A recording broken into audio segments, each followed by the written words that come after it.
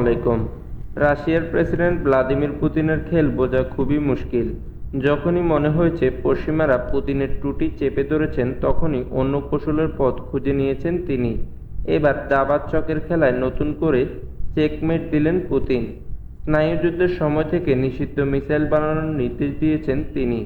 যুক্তরাষ্ট্রের সঙ্গে এক চুক্তির কারণে এতদিন পর্যন্ত মাঝারি পাল্লার ওই মিসাইল বানানো বন্ধ রেখেছিল ওয়াশিংটন ও মস্কো। তবে এবার উল্টো পথ বেছে নিয়েছেন পুতিন।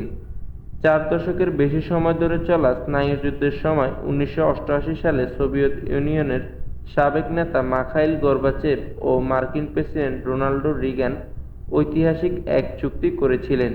ওই চুক্তি অনুযায়ী 500 থেকে 5500 কিলোমিটার মাত্রার স্থল থেকে নিক্ষেপযোগ্য পরমাণু বোমা ও প্রচলিত মিসাইল ছোড়া নিষিদ্ধ করা হয়েছিল। আনুষ্ঠানিকভাবে এই চুক্তি ইন্টারমিডিয়েট রেঞ্জ নিউক্লিয়ার ফোর্সেস ট্রিটি বা আইএনএফ নামে পরিচিত। তবে 2019 সালে রাশিয়ার উপর এই চুক্তি ভঙ্গের দায় চাপিয়ে চুক্তি থেকে বেরিয়ে যায় যুক্তরাষ্ট্র। পুতিন এবার নিষিদ্ধ ঘোষিত মাঝারি পাল্লার সেই মিসাইলের উৎপাদন শুরুর নির্দেশ দিয়েছেন।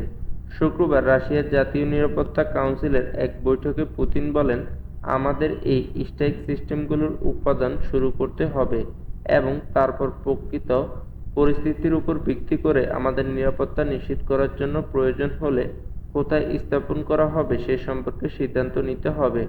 চুক্তি অকার্যকর হয়ে যাওয়ার পর রাশিয়া এখনো এ ধরনের মিসাইল বানায়নি বলে জানিয়েছেন পুতিন।